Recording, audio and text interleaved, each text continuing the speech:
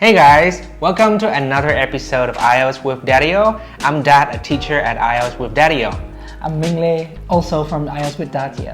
So guys, I have great news for you. Mr. Minle has just retaken the IELTS test, and guess what? He just got a perfect 9 on the speaking test. Yay!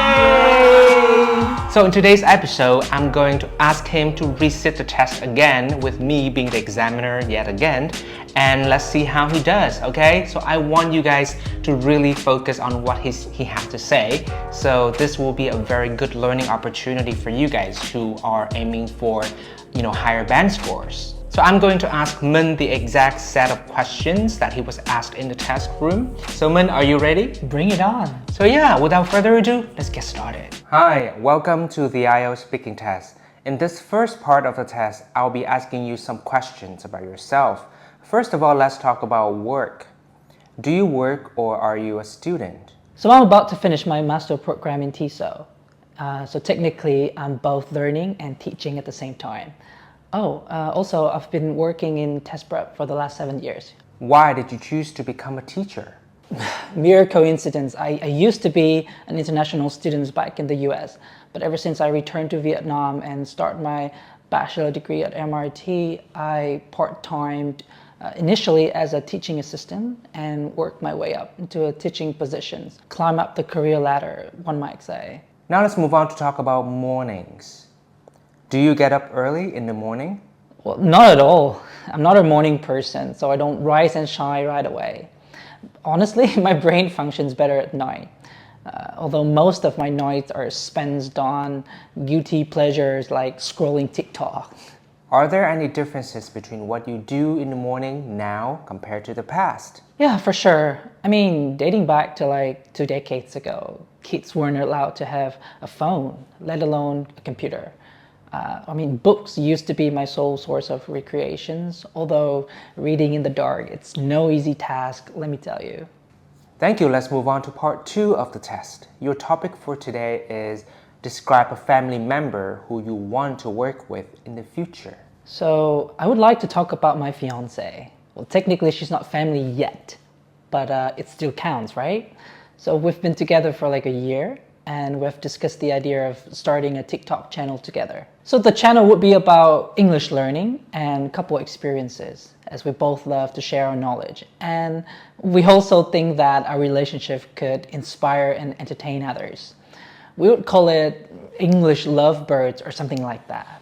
So we've brainstormed some, main ideas like doing language challenges or Q&A sessions, or travel vlogs together. That'll be fun. So what makes my fiance a great potential collaborator? It's her very strong work ethic and attention to detail.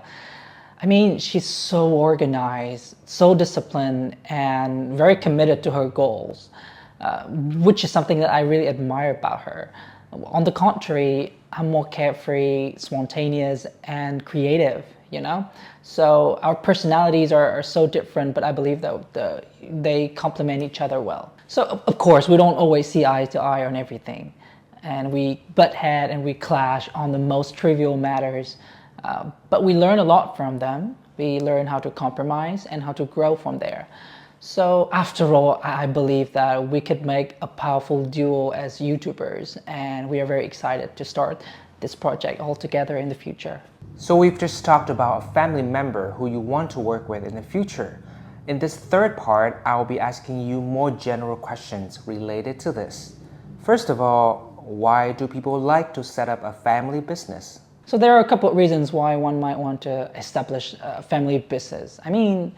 First of all, it allows them to work with people who they can trust and share common values with, such as their spouse, or children, siblings. So for instance, my parents have been running this drugstore for 27 years, basically my age, and this creates a sense of unity and loyalty, which could translate into better communications and teamwork. And secondly, it can offer a legacy and a sense of continuity, as family business could be passed down from one generation to another, keeping the family's name and the family culture and traditions and so on. What are the advantages and disadvantages of having a family business? So there are always two sides of a coin, right?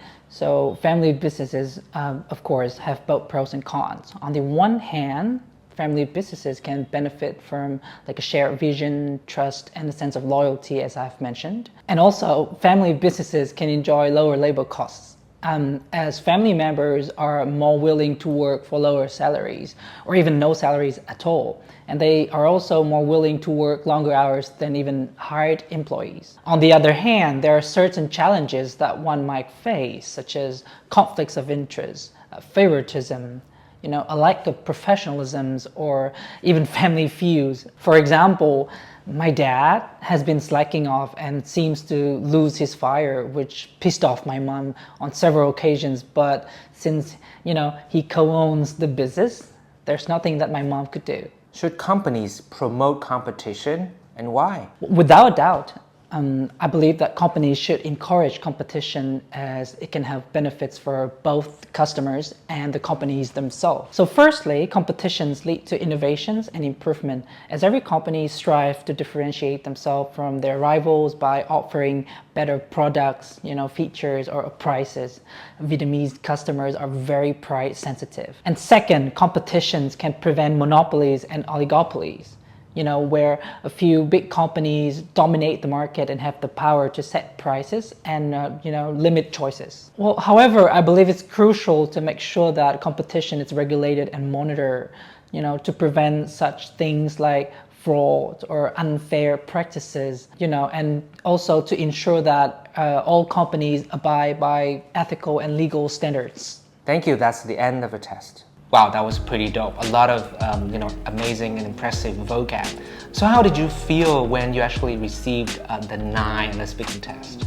Can you share with our audience a little bit? Yeah, sure. It's dream came true. That's all I gotta say. It's like my 16th time since I, had my first IELTS exam. So I've been burning a lot of money on this. IDP, BC. For sure, you had a lot of experience. Give it to me. So you took the test a lot of time, so you actually got over the fear of having to talk directly to like a foreigner, right? Right, I'm not so sure about that. I mean, there's always anxiety whenever I see the examiner, but when it's done, it feels good. Yeah. That's all I gotta say. So thanks, Min, for joining me today in this series. Do you have any last words for our viewers? Yeah, so I'm just very happy to be here today. And this 9, it's a huge milestone for me because I've been working in this field for so long. You and I both know it.